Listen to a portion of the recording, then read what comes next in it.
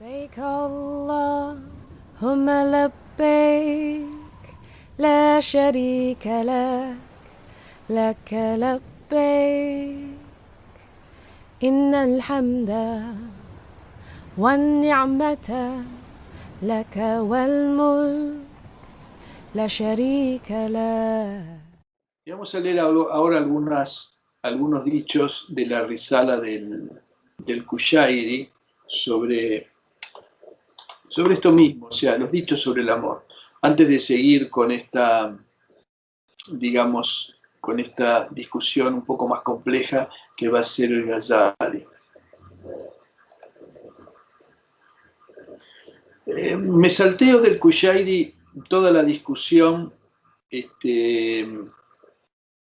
digamos, que hace sobre la palabra amor en árabe, todas sus connotaciones y demás, que es muy interesante para los que lo quieran leer. Pero vamos a ir directamente a los dichos de los maestros sufíes. Dice, el amor, dijo uno de ellos, el amor es el deseo continuo en el corazón alocado. O sea, el amor es una cosa que nos embarga completamente, ¿sí? El corazón no responde a otra cosa. Y en realidad esta es una definición básica del amor espiritual. Dicen también, el amor es preferir al amado a cualquier otra compañía. Esto también es una condición del amor, ¿no?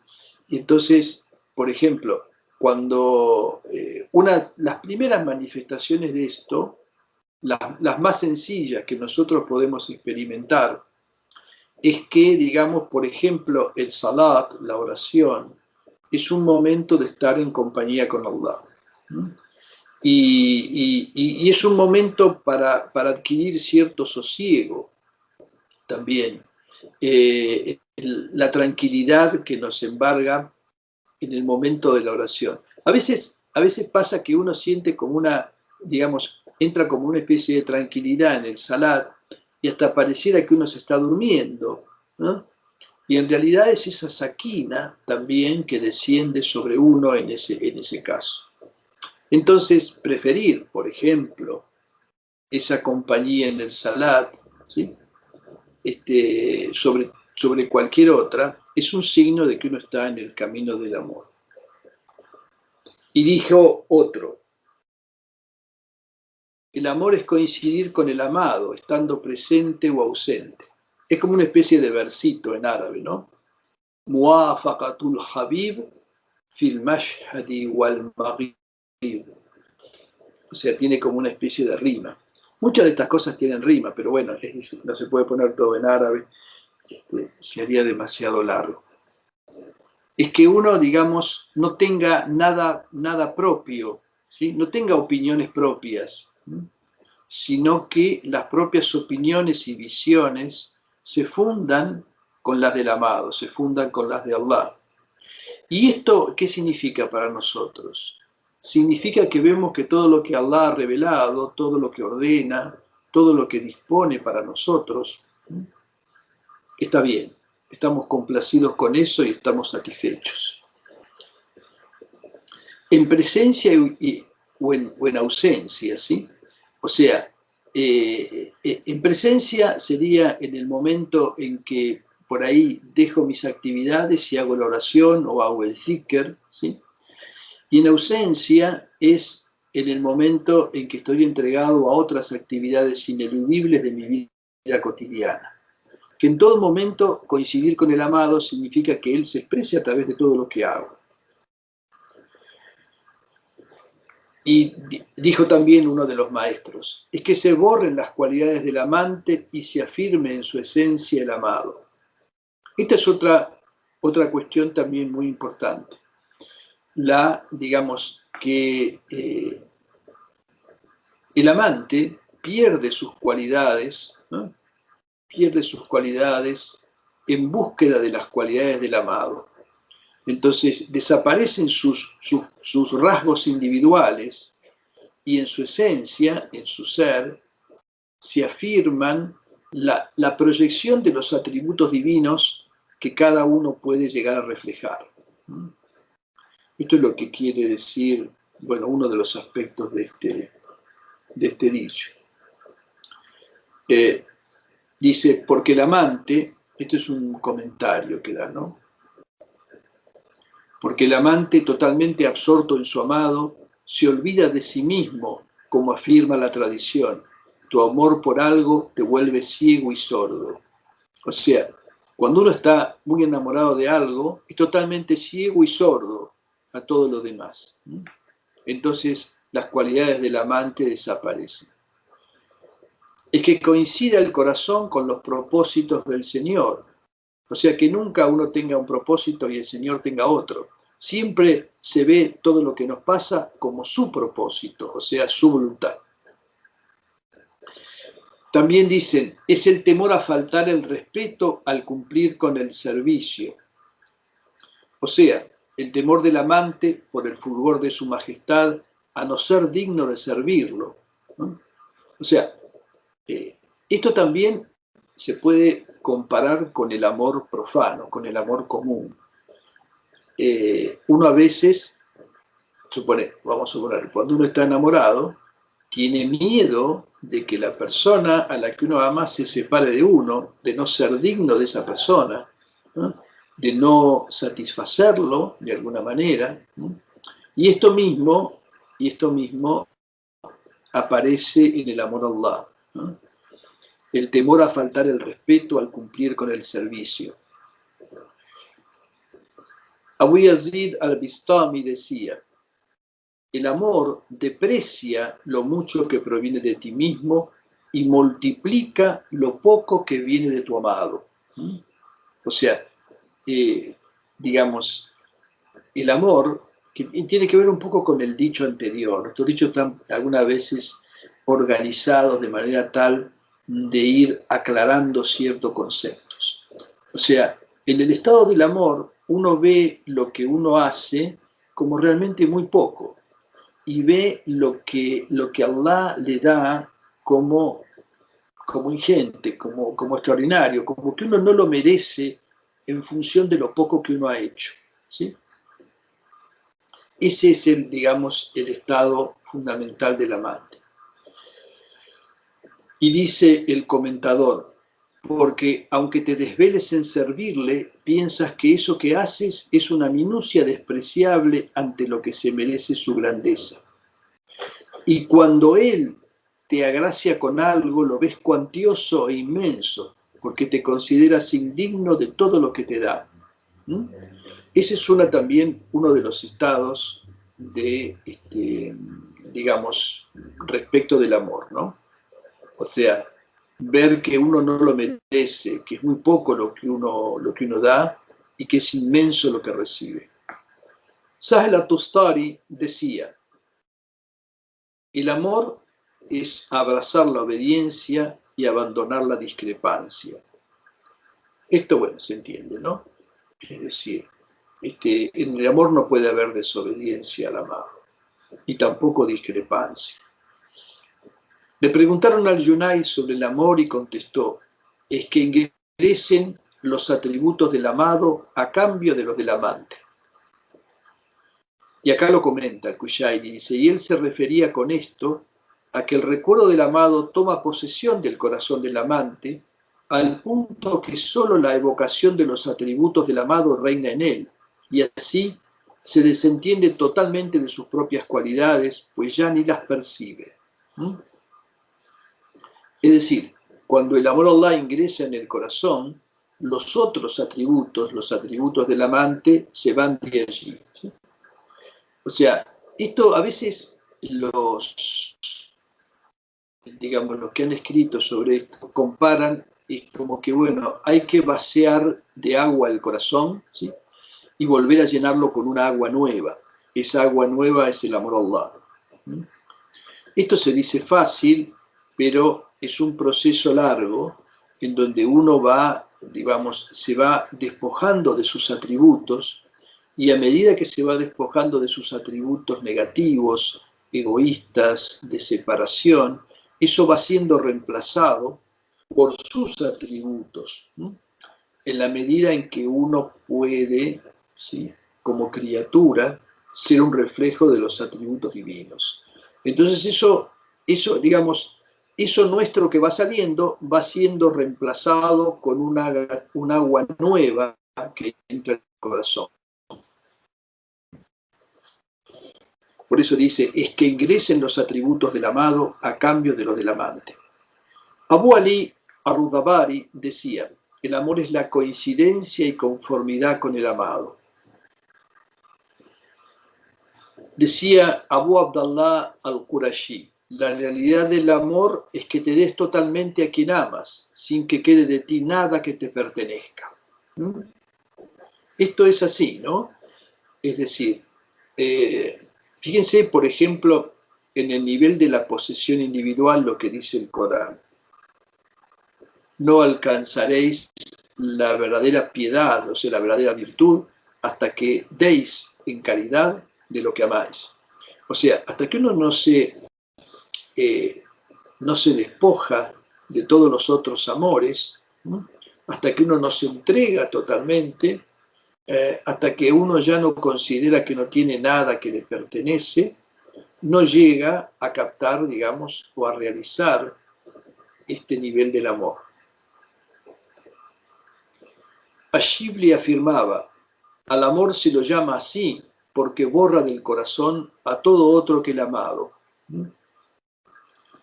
Y acá hay una explicación. El sentido de se lo llama así, que no explica el comentador, quizás alude a un significado marginal del verbo habbaba, que quiere decir llenar. O sea, el amor llena el corazón hasta que no cabe allí más que el amado. Y es cierto, ¿no? Digamos, también en el amor profano tenemos un ejemplo de eso. Uno no piensa en otra cosa.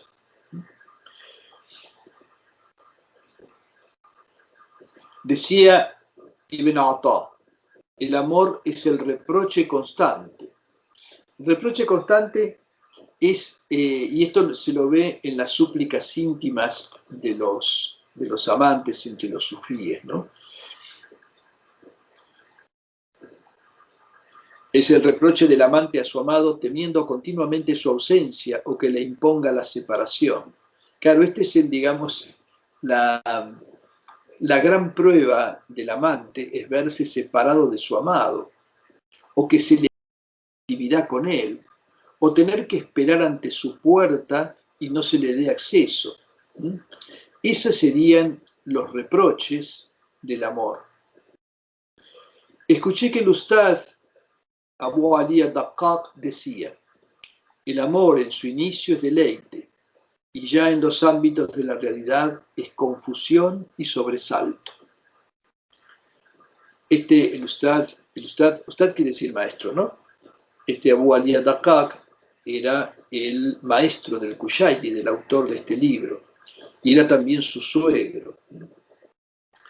El Kushairi pertenecía a una linaje árabe, era de algunas tribus árabes que se fueron, era Sulami por una línea y no me acuerdo por otra línea de padre y de madre, pertenecía a dos tribus árabes tradicionales que se fueron y se asentaron en el Jorasán durante la primera expansión del Islam en la época de los Omeyas.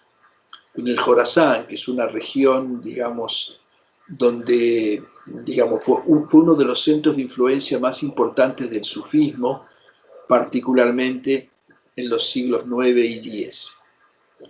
Y allí él tenía, parece ser, tierras, y un día se fue a Nishapur porque quería aprender las cuestiones de los impuestos, del haraj y demás, y fue a consultar allí con algunos sabios, y alguien le mencionó de las reuniones de Abu Ali al-Daqqaq, y lo fue a ver, concurrió a una de ellas, y se enamoró de él, y se quedó con él, se quedó ahí en Nishapur, y fue su principal discípulo, al punto que Abu Ali lo casó con su hija, ¿sí? Y se convirtió también en su suegro. O sea, fíjense lo que debe ser tener sheikh y suegro al mismo tiempo. Un gran tema. Bueno, hay muchas historias en la Risala muy lindas del amor que le tenía al Kushairi y el respeto. Y todo el tiempo, naturalmente, cita cosas que escuchó de él, ¿no? Como este tema. Dice, ¿por qué dice esto, no? En su inicio el amor es deleite, y ya en los ámbitos de la realidad es confusión y sobresalto. Porque cuando el amor a él se perfecciona, el corazón del siervo se llena con maravillas que ve de su majestad, perfección y poder. O sea, cuando el amor se va profundizando, todas esas maravillas que se perciben, eso llevan a la confusión o la paradoja o el sobresalto. También le escuché decir, la pasión amorosa, ishq, es sobrepasar los límites en el amor y al real glorificado sea, no se lo puede describir como excediendo límites, y por eso no se lo califica con la pasión.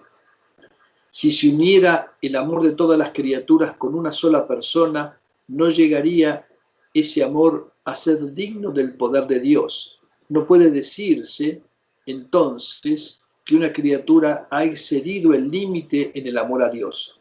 Por ende, no se califica al real glorificado sea diciendo que se enamora de su siervo, ni al siervo haciendo lo mismo con él. Debe rechazarse, pues, ishq, o sea, el uso del término, porque no hay forma de atribuirla al real, y tampoco al vínculo de él con su siervo y al de éste con él. Acá hay una cuestión, casi se diría, entre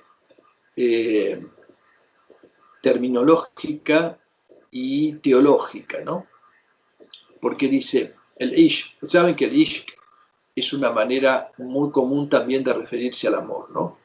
La palabra básica para amor en el sufismo es mahabba, y también hub. Y después está la palabra esta, ishq, que es como el amor extremo, ¿sí? Como el enamoramiento, que es, inclusive en nuestra tarika también se habla mucho del ishq, y es, digamos, como un estado muy importante, como una especie de fruto del amor que, digamos, arrastra todo interiormente.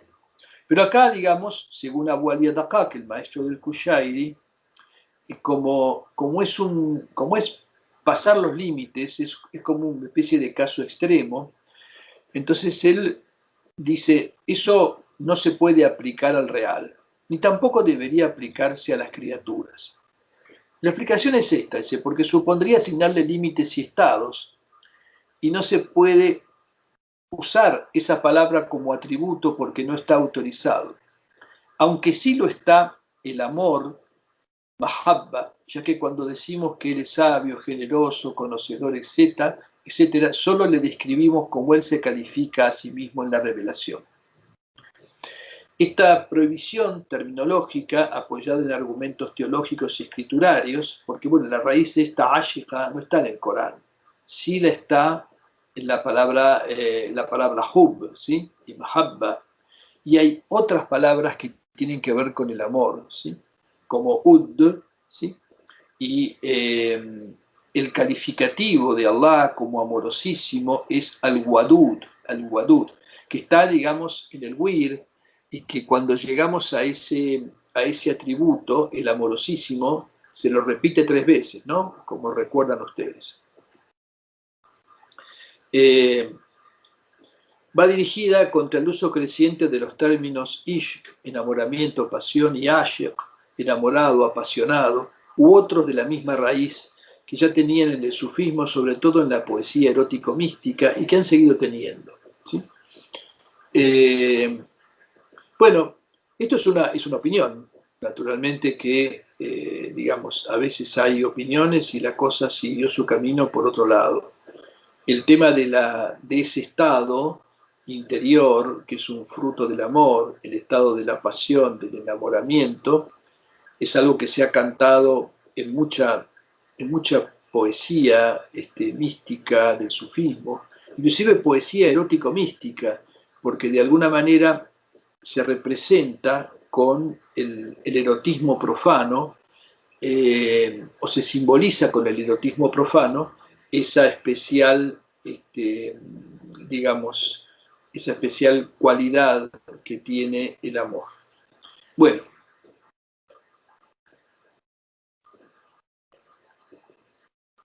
escuché del Sheikh Abu Abdurrahman as-Sulami que allí le decía: el amor es que estés celoso de que el amado sea amado como tú, ¿no?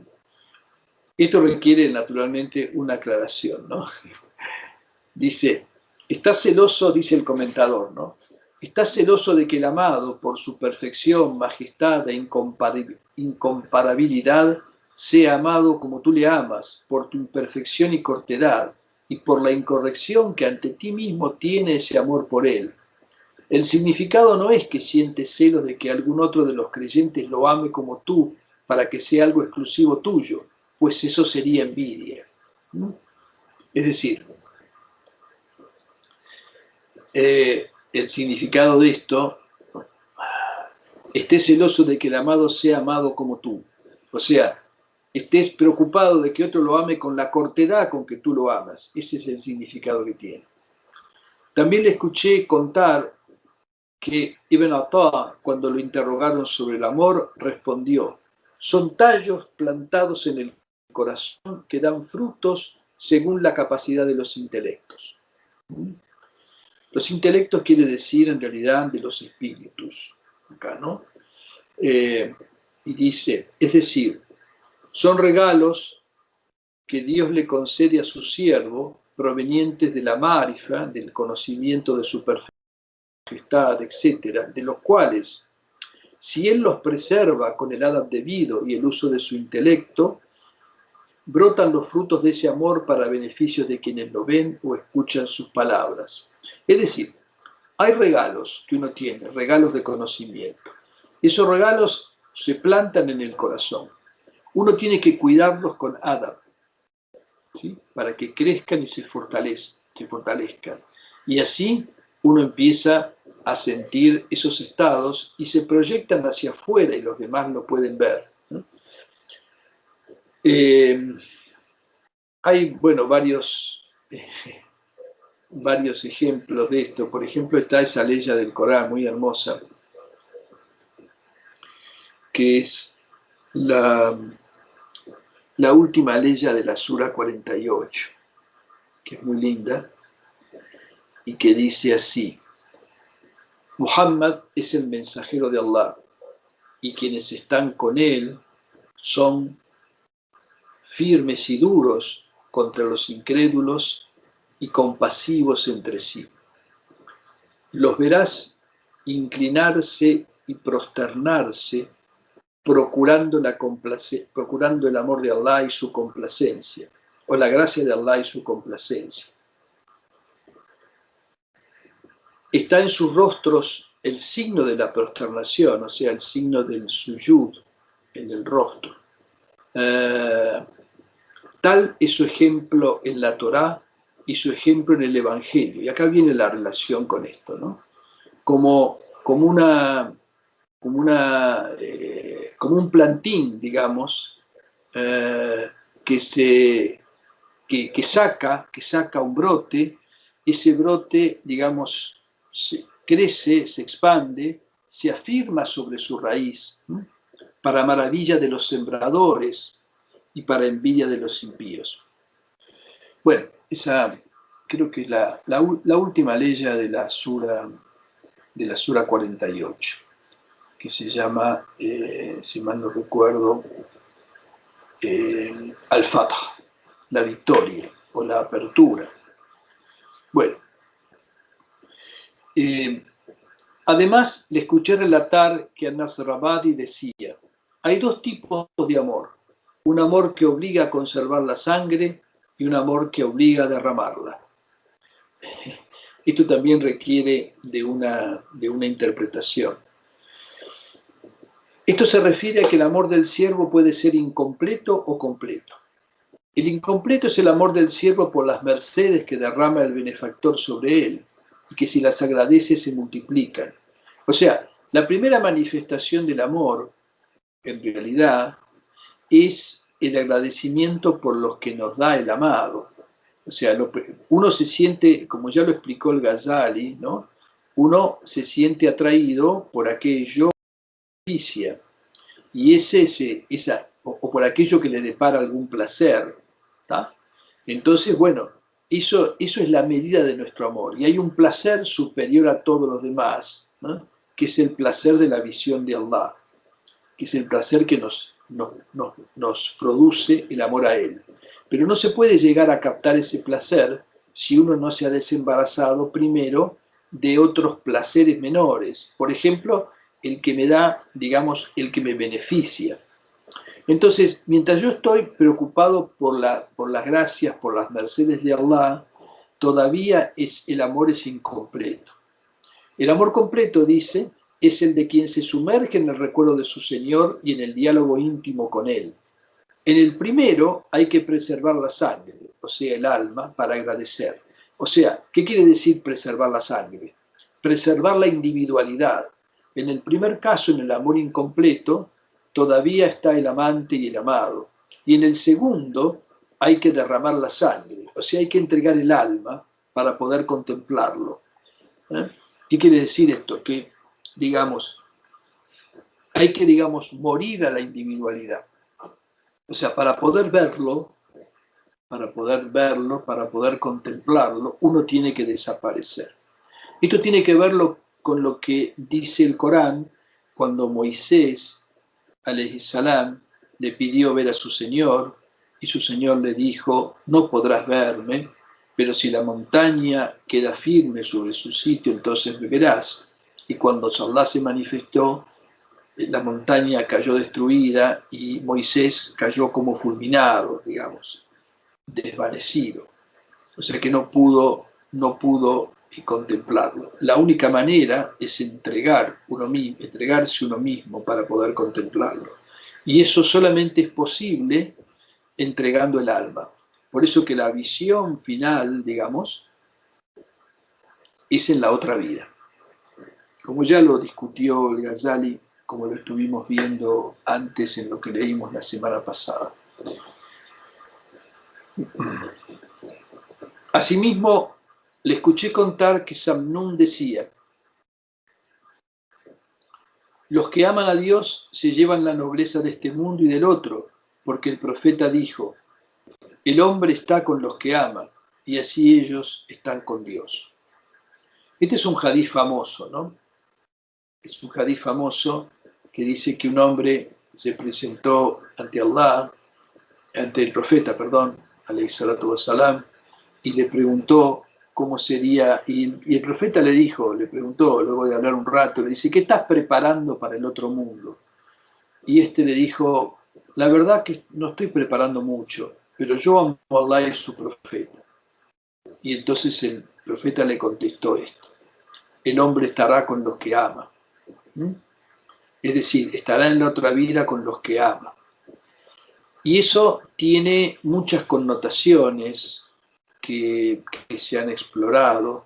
Es decir, acá está explorando una forma, digamos, una interpretación muy especial de ese dicho. O sea, si el hombre ama a Allah, estará con él, esencialmente. Pero también se dice que uno estará con aquellos que aman este mundo y que, digamos, los grandes amantes elevarán consigo a su categoría a las criaturas que han amado en este mundo, etc. Todo eso tiene una serie de connotaciones sobre el estado en la otra vida, que bueno, sería muy largo hablar acá de eso. Yahya ibn Mu'adh decía, la realidad del amor perfecto es un estado en el que disminuye la grosella y se incrementa la virtud. Y decía también, no es sincero quien pretende amarlo y no preserva sus límites. ¿Qué quiere decir lo primero? Esto que la realidad del amor no disminuye la grosería ni incrementa la virtud. Porque en el amor perfecto completo ya no hay cambios de estado, como sí los hay en el amor incompleto. Es decir, en el amor por las mercedes recibidas al que alude el primer tipo del dicho de Nasr Rabbad. O sea, cuando se llega al amor completo, entonces ya no importan las cuestiones, inclusive cuestiones como el hada, ¿no? como va a decir ahora a continuación. Y lo otro,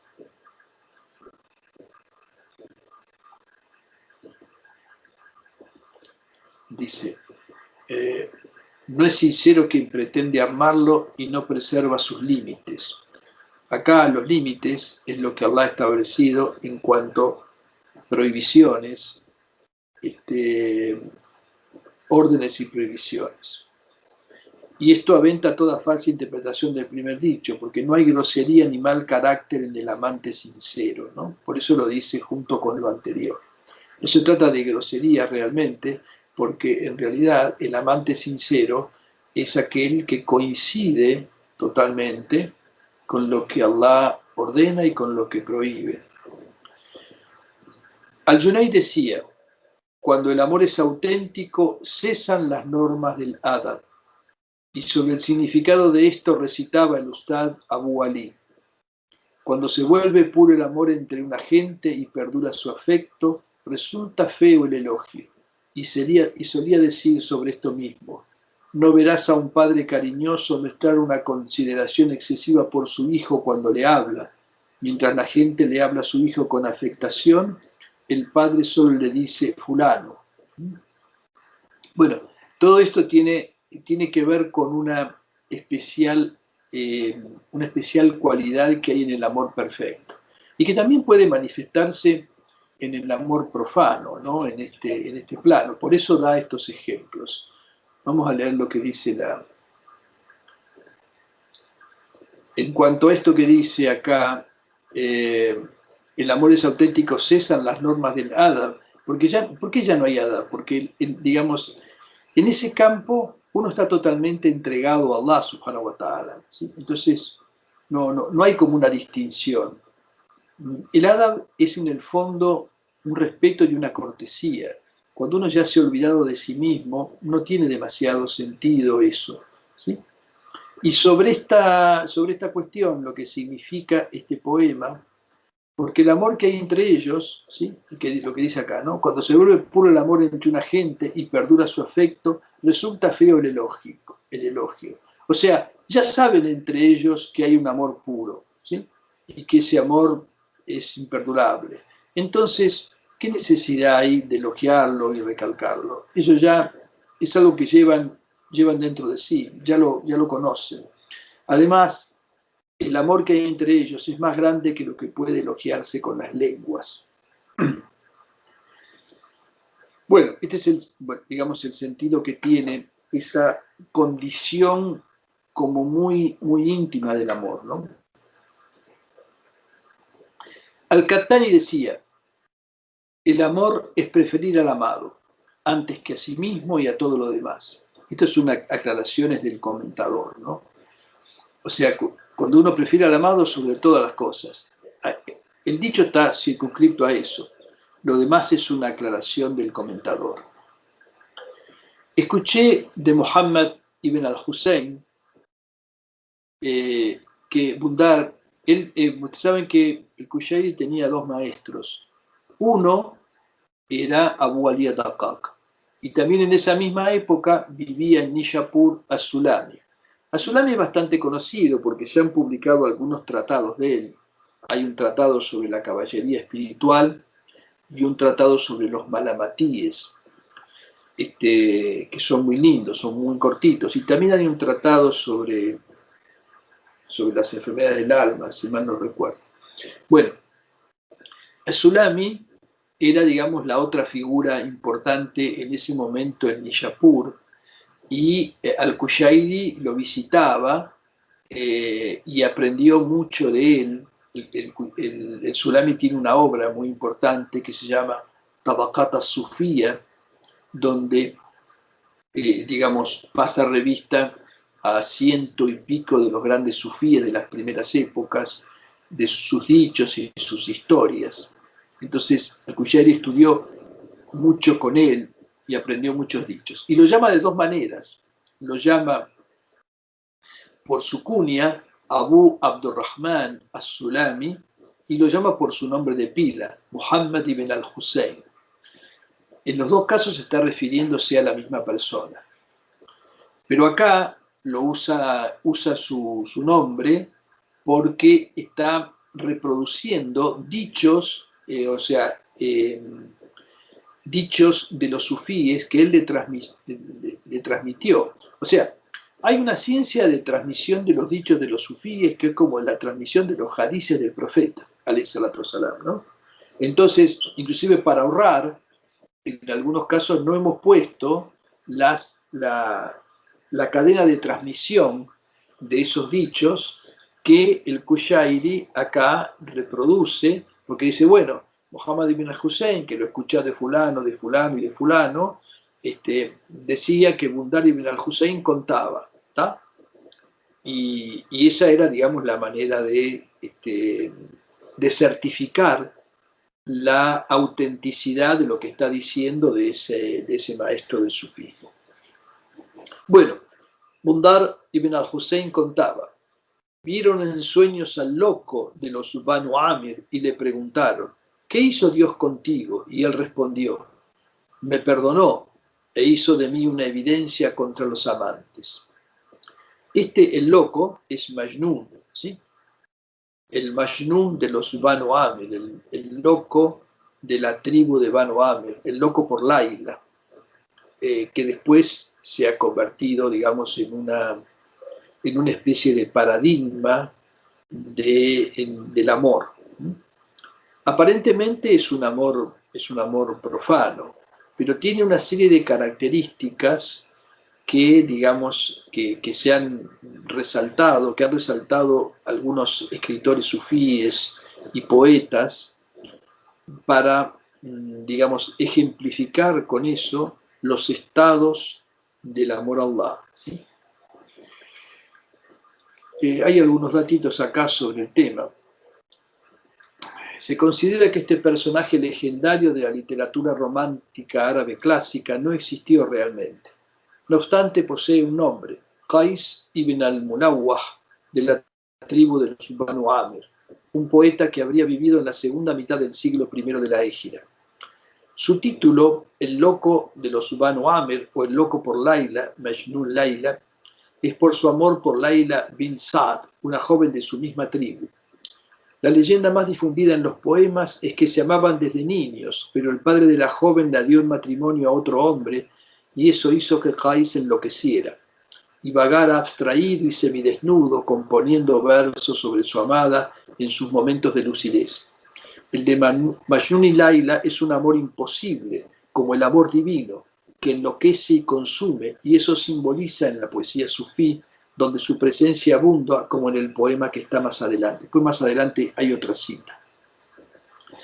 Y bueno, Majnun y Laila están citados todo el tiempo en la poesía y se ponen como ejemplo. Hay un montón de historias. Hay algunas historias en poesía que son libros grandes, digamos, ¿no? Con un montón de peripecias por las que pasa Majnun y demás. Y bueno, y eso simboliza ese amor, ¿no? Abu Yaqub Asusi decía, la realidad del amor es que el siervo se olvide de su parte que proviene de Dios y que se olvide también de su necesidad de él. Su parte que proviene de Dios es lo que Él le concede y lo olvida cuando llega a la realidad o perfección del amor a Él, porque lo absorbe en su esencia, perfección y majestad, distrayéndolo del recuerdo de los beneficios que recibe, porque el amor a Dios queda prendado a veces de sus actos que benefician al amante y otras veces de su perfección y belleza, y lo segundo es más perfecto, como ya se sabe. O sea, lo mismo, ¿no? O sea, hay un amor por el beneficio y un amor por su perfección y belleza. Este amor es el más perfecto, pero empieza de alguna manera en el otro. Y puede que alterne entre un estado y otro en algunos momentos, como dicen los maestros. Y esto me faltó decir, esto es lo que dice, me dice lo que dice Majnun. Esto es muy, muy, muy frecuente en la literatura del sufismo es esta cuestión, ¿no? Muere uno de los grandes hombres y alguien sueña con él, ¿no?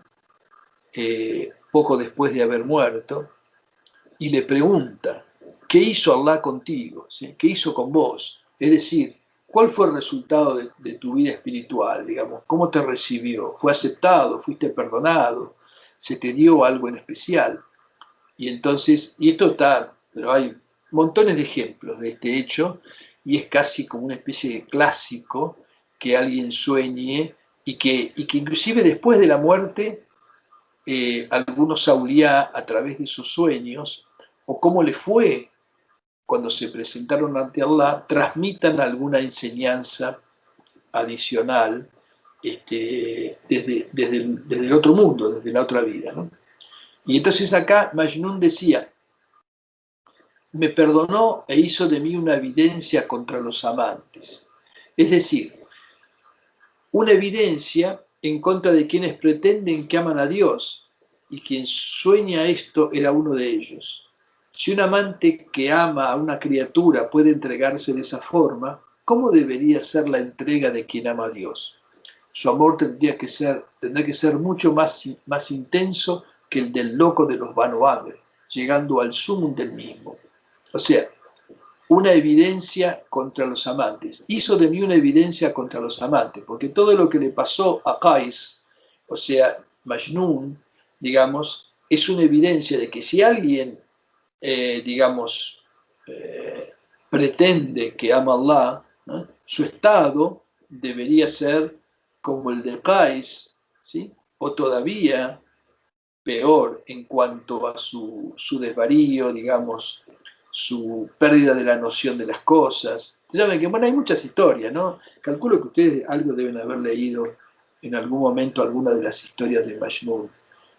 Bueno, y lo que dice, bueno, esto ya lo vimos.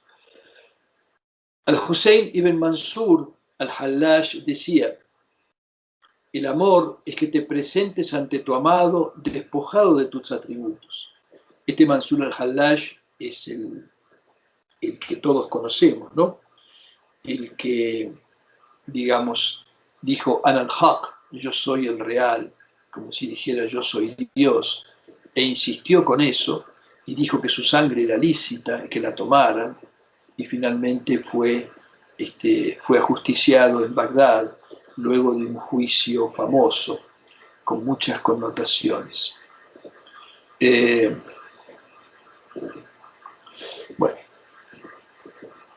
escuché del Sheikh Abu Abdurrahman al-Sulami que le preguntaron a Nasrabadi, ¿tú no tienes nada del amor a él?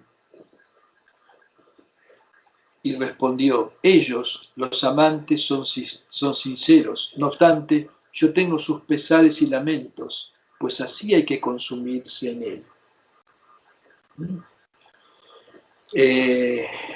Bueno, esto es lo que dice, que hay una parte, lo que ya dijo antes, que hay una parte que es deleite y una parte que es una carga en el amor, ¿sí? Inclusive hay una parte del amor que es como una especie de reproche constante por temor a la separación, etc. Y acá, que la pregunta es sobre el amor incompleto, el de las mercedes, al cual ya se aludió antes, o bien a la primera experiencia del amor, como si dijera, ¿qué sacas de amarlo? Y él responde con un perfecto adab, ocultando su estado espiritual al responder de inmediato, ellos son sinceros.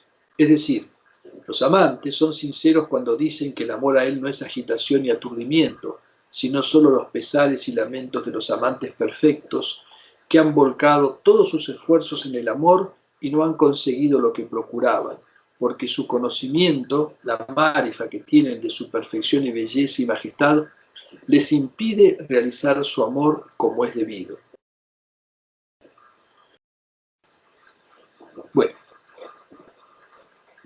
Bueno, acá llegamos, vamos a hacer una parada acá porque esto es bueno, vamos a ver este poema que es muy que recitó. No, vamos a dejarlo para la vez que viene. لبيك اللهم لبيك لا شريك لك لك لبيك إن الحمد والنعمة لك والملك لا شريك لك. Bueno, alhamdulillah. Vamos a seguir con con lo que estábamos leyendo en el Kushairi sobre esos dichos sobre el amor, que son a veces tan, bueno, tan extremos y tan difíciles de entender. Habíamos llegado hasta acá, ¿no? Bismillahirrahmanirrahim, wa bihi nasta'in, wa salatu wa salam ala sayyidina wa nabina wa murshidna, Habibillahi Muhammad, wa ala alihi wa ashabihi ajma'in. Bueno, acá dice el Kushairi, también escuché de él que al-Nasrabadi decía: el amor es evitar en toda circunstancia distraerse. Acá usan la palabra distraerse, que quiere decir buscar algún solazo, consuelo en otra cosa que no sea el amado, ¿no?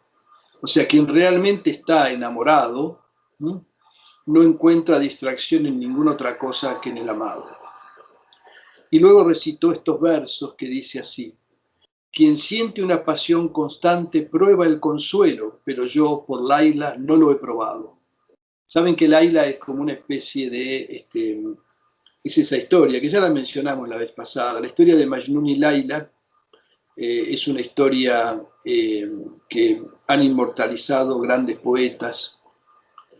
La historia de Qais se llamaba Qais, y Laila era como una especie de prima, y se enamoró de ella, etc. Bueno, no pudieron estar juntos, y Qais se volvió loco por ese amor, y eso es un ejemplo, digamos, una especie de modelo del amor divino.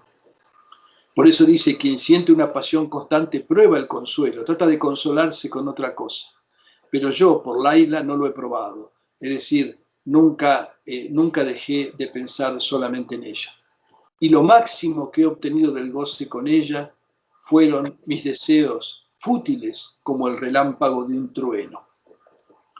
Es decir, no hay, como dice el comentador, no hay consuelo que distraiga de este amor ni posibilidad de probarlo, pues todo luego de él es insulso. O sea, que es como quien ha probado una cosa extraordinaria, ya después cualquier otra cosa no tiene sabor. Solo algunos destellos efímeros de su belleza y majestad mantienen vivo y el consuelo en esto, como sí lo hay en el amor por las mercedes, en las cuales el amante se solaza cuando aparece. Saben que hace rato que viene discutiendo dos tipos de amor, ¿no? El amor de Allah. El amor de Allah por las mercedes que Él derrama sobre nosotros, y el amor de Él por Él mismo, no por lo que viene de Él. Y esto naturalmente es la forma más perfecta del amor, pero por el otro de alguna manera se empieza. Muhammad ibn al-Fadl al-Balji decía: el amor es que se desplomen todos los amores del corazón, excepto el amor al amado. O sea, que ya no haya, digamos, en el corazón ningún otro amor que no sea el amor a Él. Esto es una condición sine qua non de lo que se llaman los celos divinos. Allah no comparte el amor por Él con nadie. Si hay otro amor, Él ya no está ahí. Esto es muy fuerte de decirlo, pero digamos, es una exclusividad imprescindible, es una condición imprescindible del amor a Allah. Inclusive no lo comparte con lo que decíamos recién, o sea, el amor por las mercedes que de él provienen, o inclusive el amor por digamos, los beneficios de la otra vida. Al-Junayd decía: el amor es rebosar de deseo no correspondido. ¿Qué quiere decir esto? Se refiere con esto al amor perfecto. El significado de deseo o tendencia es el propósito del corazón de contemplar a su amado, y eso no es posible, como se sabe. O sea, esta es una... ustedes no se preguntaron nunca por qué estas historias de amor aparecen, de amor, que son símbolos del amor místico, aparecen siempre como amores imposibles. O sea, como un deseo que no encuentra cauce, que no es correspondido. Y es porque en realidad solamente va a encontrar su unión cuando se salga de este mundo. Mientras esté en este mundo no es posible ver al amado. Y lo máximo que ansía el amante es ver al amado. Pero Allah no se lo ve en este mundo, como ya discutió inclusive Al-Ghazali cuando leímos esto mismo en la alquimia. Se ha dicho, el amor es la confusión de los corazones que produce el amado. O sea, el corazón, digamos, se embriaga, se confunde, queda perplejo. Y también, el amor es una prueba que se abate sobre el corazón proveniente del deseado. El amor es una fitna, o sea, una fitna quiere decir una prueba profunda, y el fuad es el corazón interno, el corazón más profundo. Ustedes saben que en el corazón hay como una serie de niveles, ¿no? Y los tratadistas del sufismo y los maestros han hablado de esos distintos niveles, que, digamos, le dan diversos nombres, pero hay uno que siempre coincide, que es el pecho, as-sadr, que es, digamos, de alguna manera el ámbito de la conciencia. Después está el qalb, el corazón, ¿no?, propiamente dicho, que está mencionado muchísimas veces en el Corán. Y está el fuad, ¿no?, el fuad, que es, digamos, la palabra fuad es como un ascua ardiente, ¿sí? Algo que tiene el fuego adentro y brilla por ese fuego. Eso es, digamos, la chispa divina dentro de nosotros. Ese es el fuad. Y después hay algo todavía más profundo, al cual llaman lub.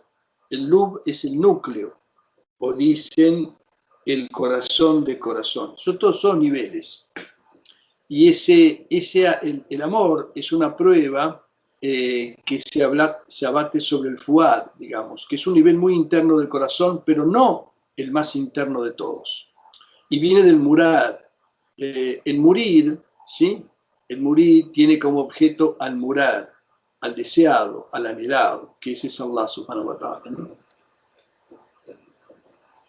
Y sobre esto, Ibn Ata compuso estos versos. Planté para la gente del amor un brote de pasión, pues antes de mí nadie ha comprendido la pasión. De ese nacieron otros brotes y maduró anhelarlo, mas fui castigado con una amargura del dulce fruto. Las pasiones de todos los enamorados, si trazan su genealogía, provienen de esa raíz mía. Bueno, dicho así, pero ¿qué quiere decir con esto? Hay un primer brote del amor, ¿no? Y acá lo llama como con un nombre Hawa, que quiere decir pasión, que se parece al nombre de la primera mujer, que es también Hawa, Eva, ¿no?, que se escribe así en árabe, ¿no? Y dice el comentador: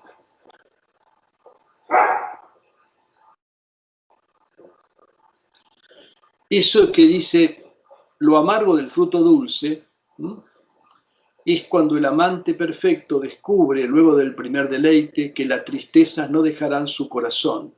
O sea, el primer deleite embarga al amante, pero luego comprende esto que decíamos recién, que nunca va a poder conseguir en este mundo la perfección de esa unión con la visión.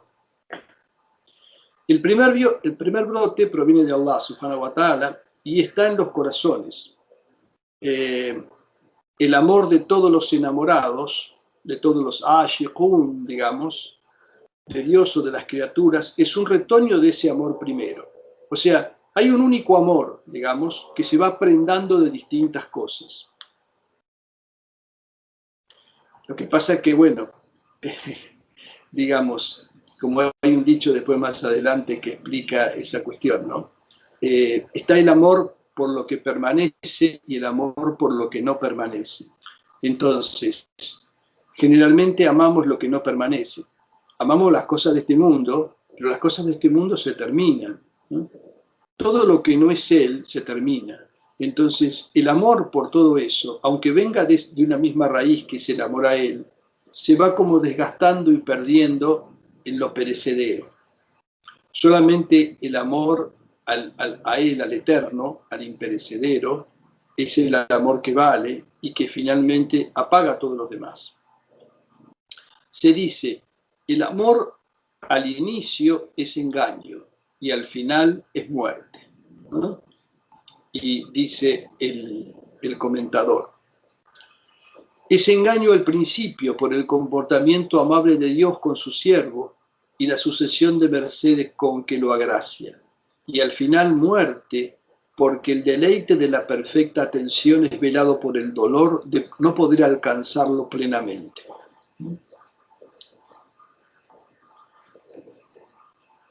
Escuché del Ustad Abu Ali al-Daqqaq, Dios tenga misericordia de él, acerca del significado de su dicho, tu amor por algo te enceguece y enmudece. Este es un hadiz del Nabi alayhi salatu wassalam, y también lo he visto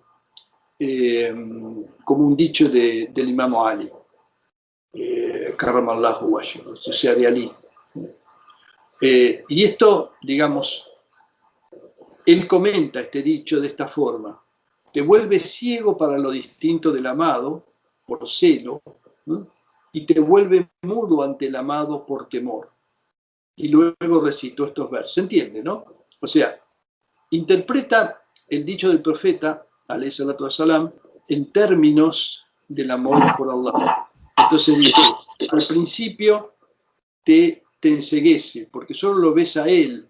No querés mirar otra cosa por celo. O sea, temés que el amado, si te ve mirando otra cosa, te retire su atención. Y al mismo tiempo, mudo ante él, incapaz por lo que se llama la jaiba. La palabra jaiba es como un temor reverencial que se siente ante algo muy sublime y grandioso que nos impide como reaccionar.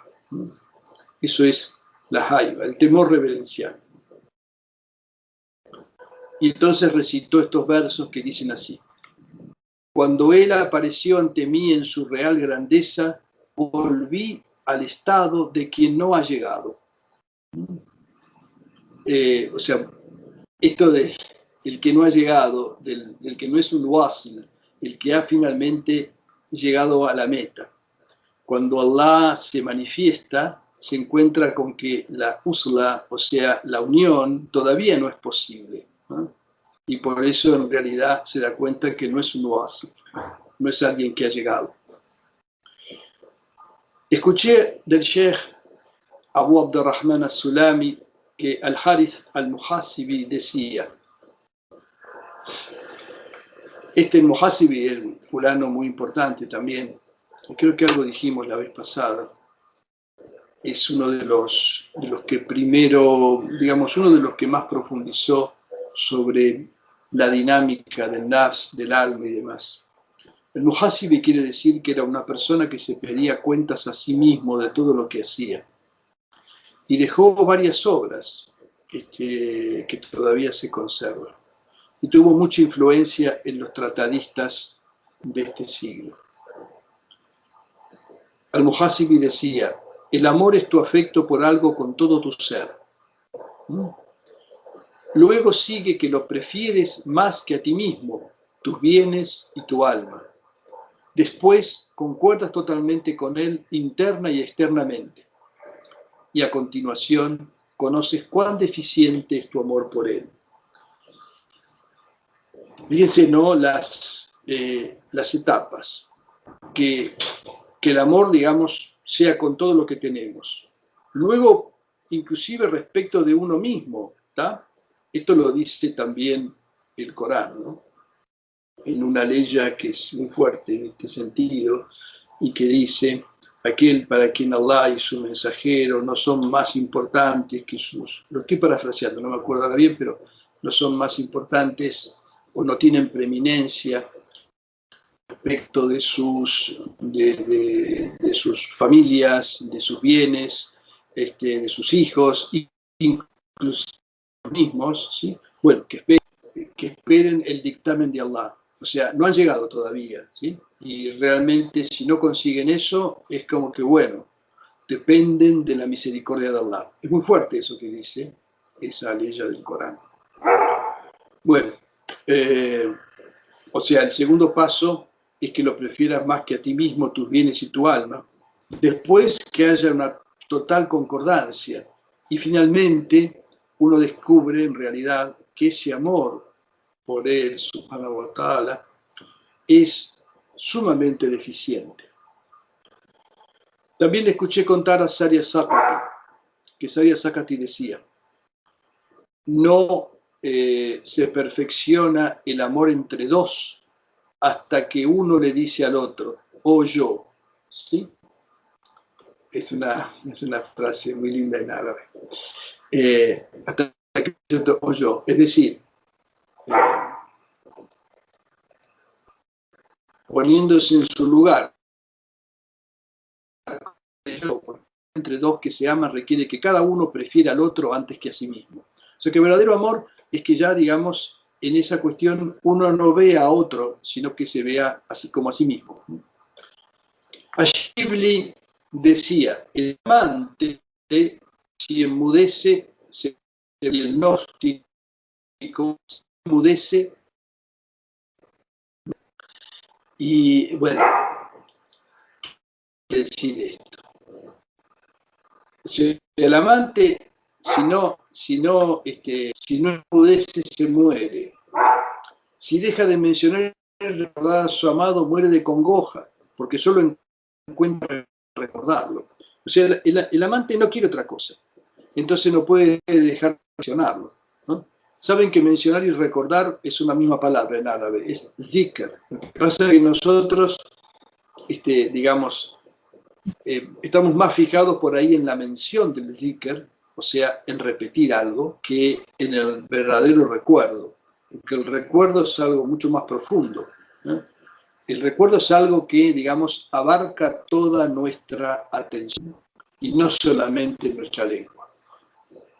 Y en cuanto al, digamos, al gnóstico, ¿por qué, digamos, dice que si no enmudece, o sea, si no se calla, perece, ¿no? Muere afligido por su incapacidad para hablar de todo lo que ha generado Dios en su corazón y porque quizás habló de lo que no comprende.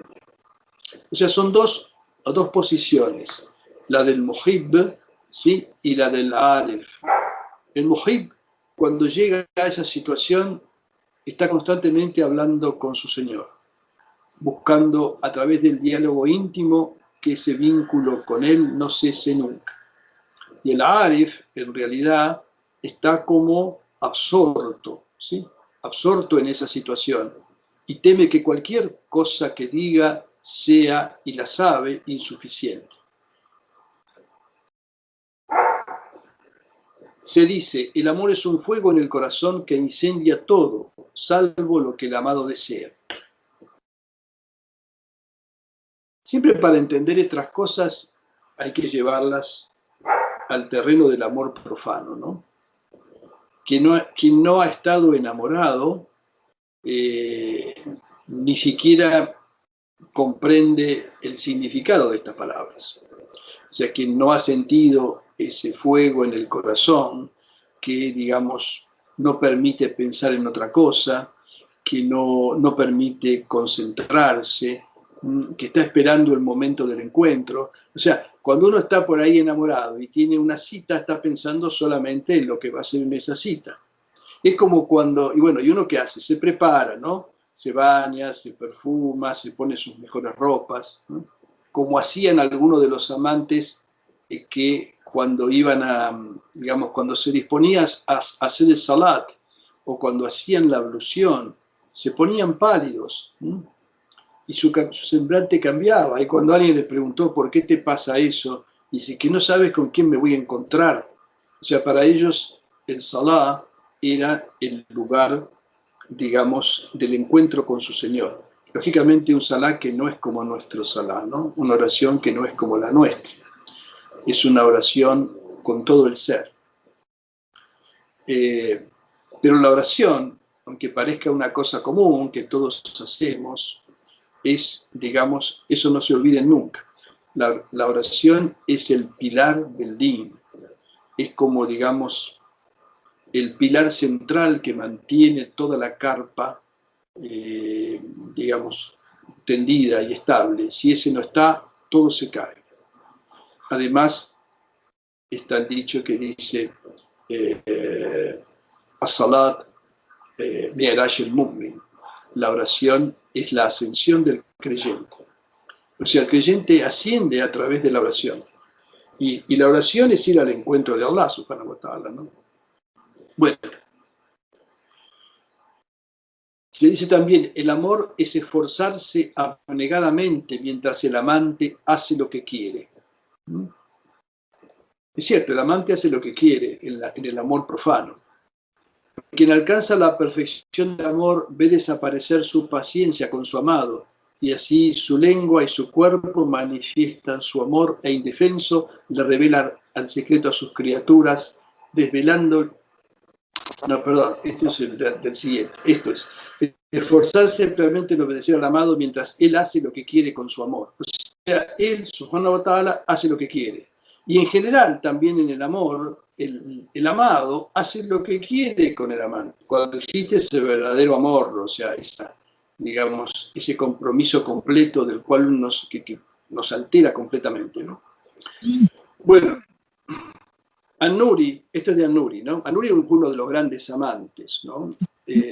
An-Nuri al-Baghdadi, la historia de An-Nuri al-Baghdadi es famosa. Y se acuerdan, ¿no? La historia esa que todo el mundo la cuenta, que cuando un día uno de los cercanos al califa difamó a los judíos, y entonces hicieron una redada en todo, pusieron presos a muchos de ellos. Dicen que solamente se salvó en esa época el Junaid, porque el Junaid en realidad era un hombre de leyes, o sea, un experto en la Sharia que enseñaba y demás. Entonces, no se atrevieron a tocarlo a él en esa función por la fama que tenía y demás. Pero el resto fueron todos y directamente les iban a cortar la cabeza. Y la historia dice que cuando estaba digamos, el verdugo, afilando el hacha para cortarle la cabeza, se acercó y le dijo, ¿qué quiere? Le preguntó el verdugo. Quiero ser el primero. Dice, ¿y para qué quiere ser el primero? Dice, para que mis hermanos tengan un poco más de tiempo para recordar a su señor. Y entonces el verdugo, digo, esta gente o hay algo más en ellos. Y entonces le dijo al califa, me parece que esta gente tan seguro que quieren que le cortemos la cabeza.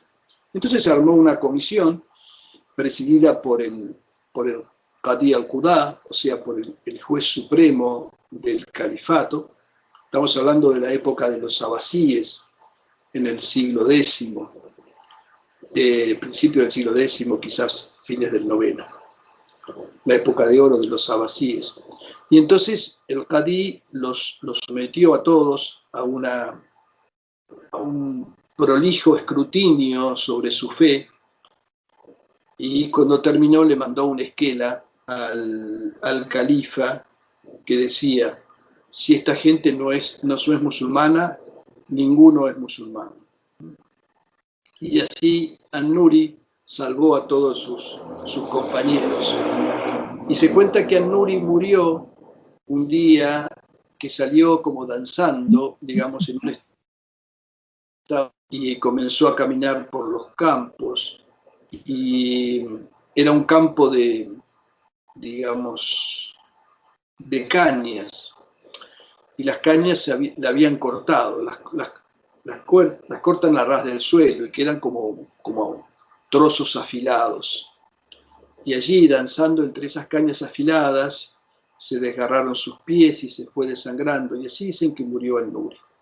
Eso cuenta la leyenda, ¿no?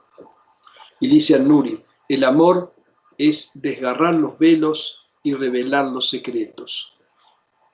Esto tiene que ver con el estado del amante, lo que estaba leyendo antes. Porque quien alcanza la perfección del amor ve desaparecer su paciencia con su amado, ¿no? Y así su lengua y su cuerpo manifiestan su amor e indefenso le revela a las criaturas su secreto, desvelándoles lo que estaba oculto para ellos.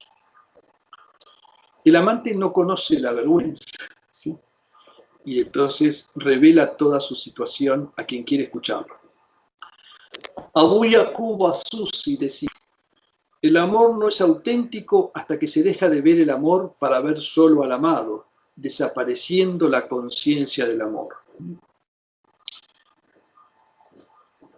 Porque el amor del siervo es al principio por las gracias recibidas de su Señor, luego es por la perfección y la majestad de su amado, y finalmente está solo preocupado por él, exaltado sea, sumergido en él al punto de olvidarse del amor, y su dicho, Dios esté complacido con él, se refiere a la última y más perfecta estación del amor. Acá habla de otro nivel, ¿no? El nivel de las gracias, el nivel de la contemplación de la perfección y la majestad, ¿sí? Y finalmente el nivel donde solo interesa a él, no su perfección ni sus gracias, los favores que derrama sobre el siervo. Ja'far ibn Nusayr relató que al-Junayd contaba: Asari me entregó una esquela y me dijo, este Sari, ustedes saben, era el tío del Junayd, ¿sí? Tío por el lado materno, y fue su primer maestro. Y digamos, y siempre están juntos, y hay un montón de historias entre ambos, y el Junayd, y casi todo lo que se cuenta del Sari viene a través del Junayd. Sari As-Saqati, bueno, era un tendero en realidad, tenía una tienda. Después al final de su vida se dedicó totalmente a la vida contemplativa, ¿no? Y dice así a Junayd: Al-Sari me entregó una esquela y me dijo, esto es para ti mejor que 700 historias o dichos sublimes. O sea, esto indica la importancia que tienen las historias y los dichos. O sea, leer estas cosas, de alguna manera, leyéndolas y meditando sobre ellas, uno va, digamos, entrando o creando una atmósfera interior que lo favorece. Por eso es mejor emplear el tiempo en cuestiones que nos enriquecen interiormente, ¿no? Dice el comentador, o sea, los dichos de los justos y las historias de sus milagros sublimes, que cuando se escuchan conmueven los corazones e incitan a la acción. Por eso hay tanta literatura sobre la vida de la gente del camino, ¿no? La finalidad un poco es esta, que nos induzca a la imitación. Al-Junayd decía, la utilidad de esas historias es fortalecer los corazones de los aspirantes, y una prueba de ello es su dicho en el libro. Todas estas noticias que te contamos de los profetas son para fortalecer tu corazón. Esto lo dice el Corán, ¿no?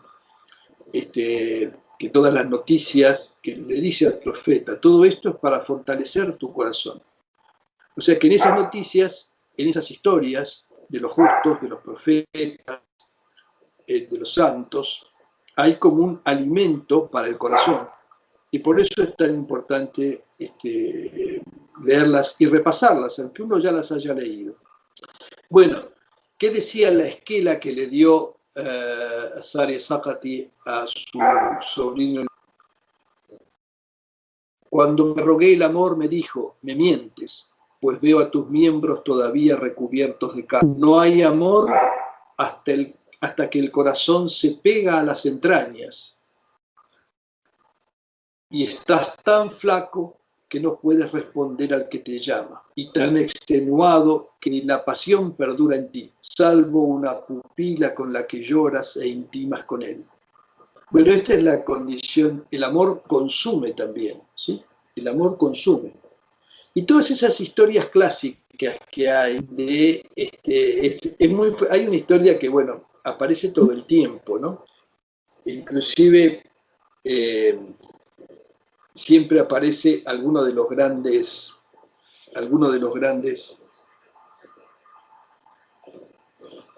algunos de los grandes médicos de la civilización islámica, como el caso de Avicena o Razi, ¿sí?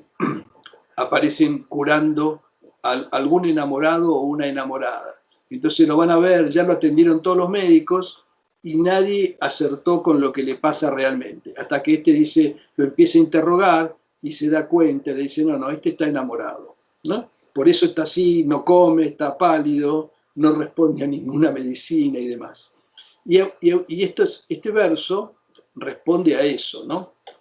Entonces, cuando me arrogué el amor, él me dice, no, estás mintiendo. Si todavía tenés carne sobre los huesos, ¿sí? Si todavía el corazón no se te pegó en las entrañas, porque las entrañas han quedado reducidas a la nada, no estás realmente enamorado. Bueno, Ibn Masruq contaba, vi a Samnun hablando del amor y todos los candiles de la mezquita se rompieron. Este Samnun es uno de los grandes Ashikun, ¿no? O sea, uno de los grandes amantes. Dentro de las figuras del sufismo, en estas obras, digamos, hay como distintos caminos, ¿está? Distintos caminos que se disciernen relativamente con facilidad y que son como caracterizaciones.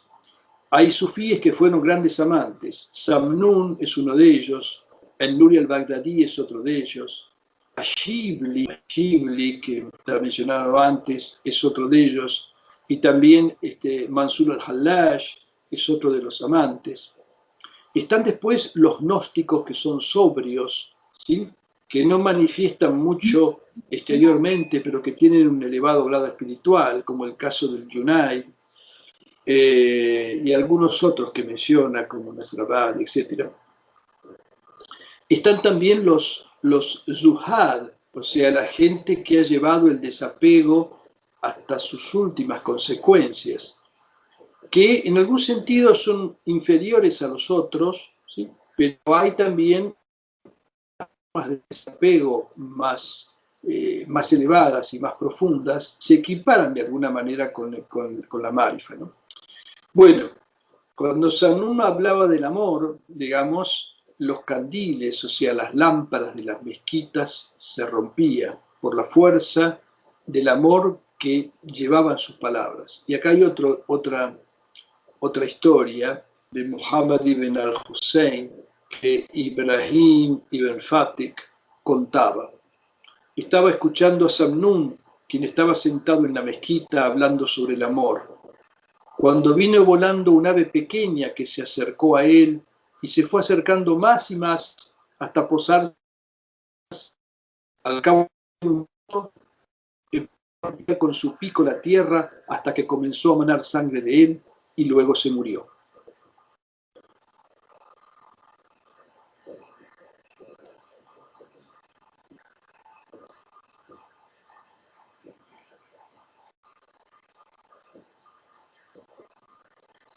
Esto es una evidencia de que los animales escuchan y comprenden y que solo se les ha dado hablar con los seres humanos, excepto con aquellos a los cuales Dios ha conferido la comprensión de su lengua, como cuando la abubilla le respondió a Salomón, justificándose por su retraso, diciéndole, te he traído del reino de Saba una noticia certera. Ustedes saben que en el Corán, ahí en ese pasaje, o poco antes o después, no me acuerdo, dice que Allah le enseñó a Salomón lo que se llama Mantiqut Tayr. Mantiqut Tayr es el lenguaje de los pájaros, o sea, el idioma que hablan los pájaros. Y Salomón conocía no solo el idioma de los pájaros, sino el idioma del resto de las criaturas. El Corán dice que todas las criaturas alaban a su Señor, pero vosotros no conocéis su tasbih, o sea, la manera en que están exaltando y glorificando a su Señor. Todo lo hace. Los planetas, nuestro corazón bombeando todo el tiempo la sangre, digamos, en los átomos, los, los electrones girando alrededor del centro, etc. Todas esas cosas son expresiones de la glorificación a Allah. Y cada una tiene su lenguaje. Nosotros no captamos ese lenguaje, pero algunos de los auliyá tienen la capacidad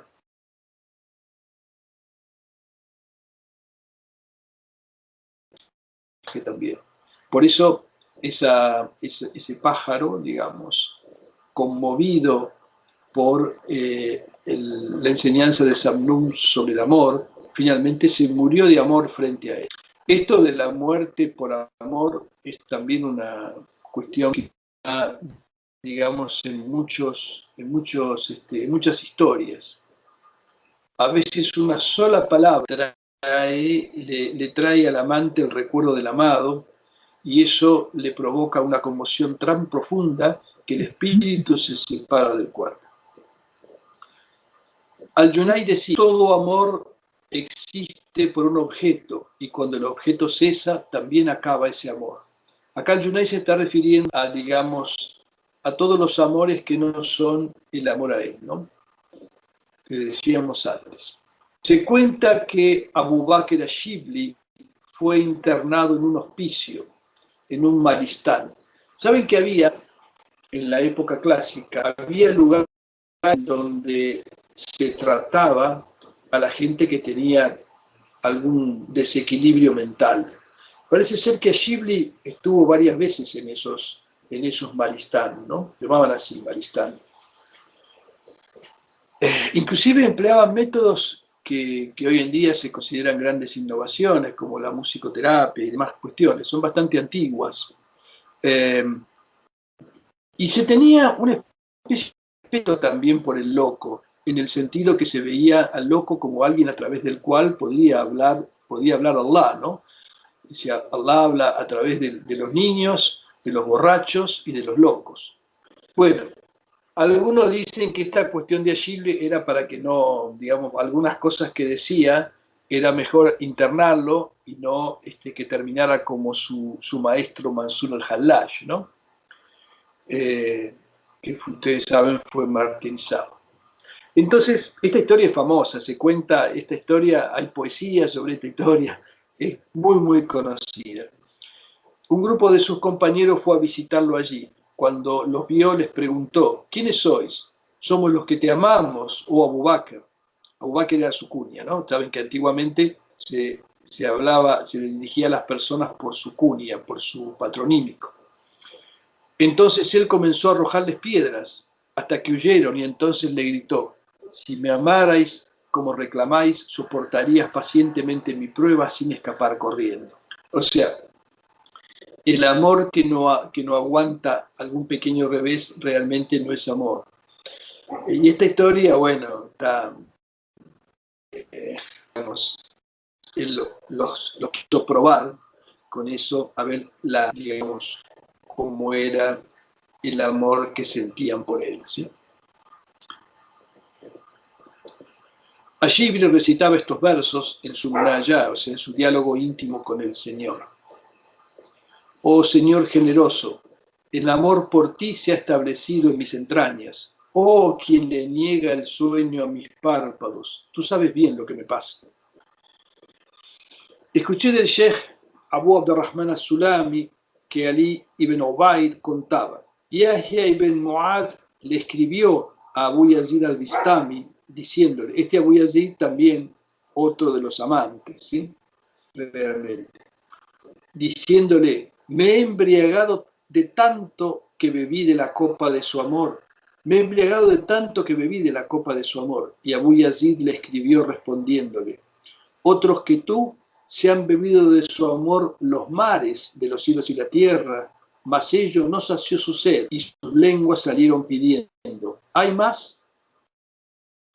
Esto tiene que ver con, digamos, que este Yahya ibn Mu'adh era un recién llegado al terreno del amor, y en el primer encuentro, ¿sí? En el primer atisbo del amor se embriaga. Pero los que ya han ido más allá, digamos, ya, digamos, son capaces de beberse mares de amor, ¿no? Y siempre piden más, como dice el comentador. Cuando comprendió Abu Yazid al-Bistami que él solo había probado el amor una vez y que no pudiendo soportarlo se había embriagado, le respondió para indicarle cómo es la experiencia perfecta del amor.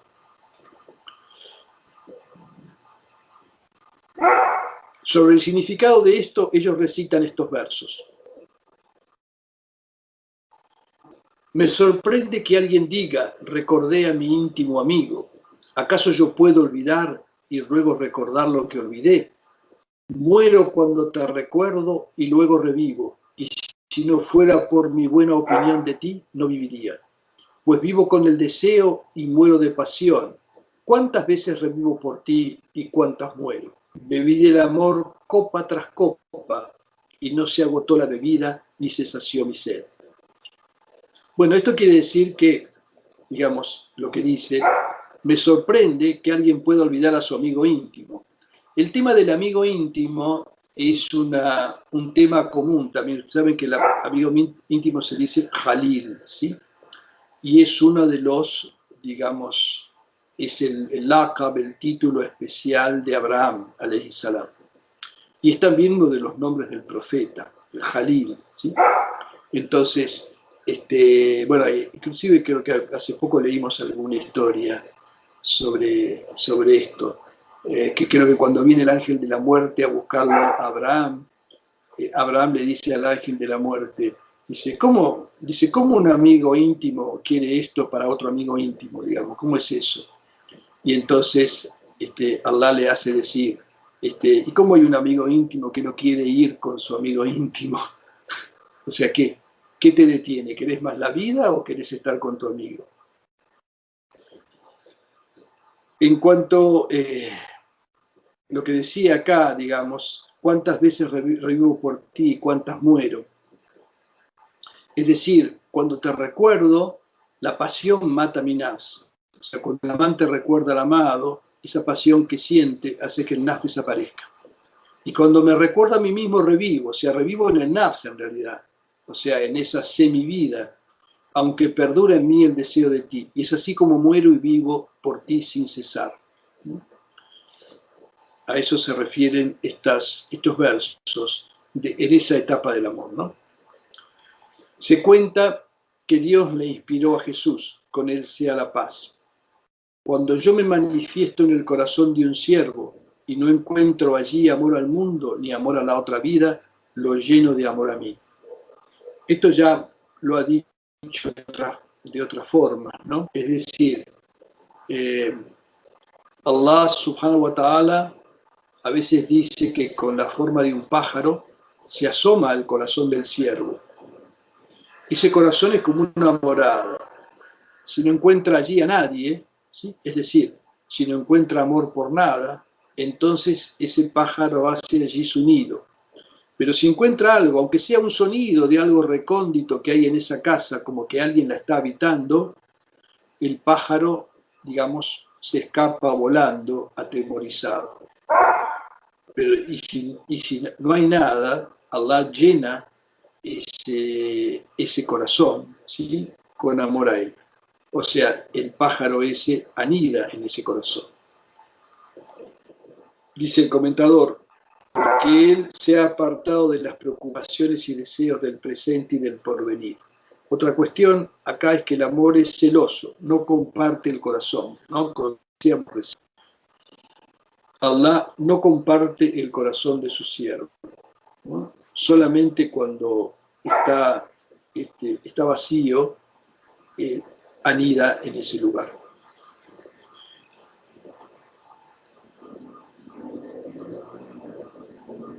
Bueno, hasta acá llegamos, que ya es bastante por hoy. Alhamdulillah. Bueno, nos vemos inshallah. El Islam no es la religión del futuro, el Islam es la religión eterna, es el din de la fitra del ser humano, es el din de los profetas anteriores a Muhammad que dicen en el Corán somos musulmanes. No hay dos din, ¿sí? hay un solo din que es el din de la fitra, que todos han seguido, aunque después sus disposiciones puedan variar, y es el din que se adapta naturalmente a la naturaleza humana. El profeta Muhammad está claramente definido en el Corán, ¿no? De muchas maneras, inclusive delimitando bien su función. No me animo a definir al profeta, ¿no? Lo han hecho los poetas, lo han hecho los awliya. Yo creo que la esencia del Nabi alayhi salatu wasalam es que él es la primera luz manifestada por Allah. Es en realidad el alfa y el omega. En realidad todo lo que está por debajo de él es una expresión de su realidad. Por eso cuando le dijo el profeta a Jabir ibn al-Alladi, antes de que fuera creado Adán, ya existía la luz de tu profeta. Y ese es un secreto importante si uno lo medita, ¿no? En realidad, como que toda la creación, todo lo que existe, de alguna manera, está justificado por su existencia. Es simplemente el peso de la fe y el peso de la certidumbre que se ha ido sumando con los años y que me ha ido dando pruebas. Entonces eso sí es lo que me permite ver la enfermedad como una contingencia más de este mundo, digamos, que todos padecen y yo no la estoy pasando todavía por lo menos tan mal en ese sentido, ¿no?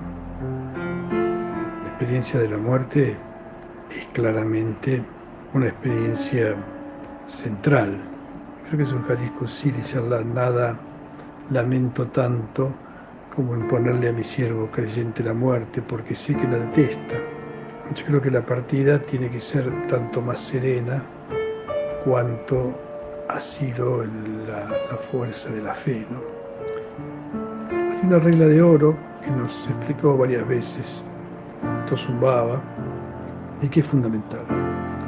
Cuando vayas a hacer algo, fíjate si eso que vas a hacer te beneficia solamente a vos y no beneficia a nadie más. Si es así, mejor no lo hagas. Si te beneficia a vos y beneficia también a otro, entonces sí puedes hacerlo. Y si te perjudica a vos y beneficia al otro y conseguís hacer eso, ese es el grado más elevado. Es el izar, es el altruismo, en donde uno, digamos, entrega su parte de la acción. Yo creo que esa regla de oro es clave para vivir. Si alguien la pone en práctica, realmente alcanza la felicidad. Sacrificarse por el otro, perjudicándose uno mismo, ese es claramente el grado más elevado.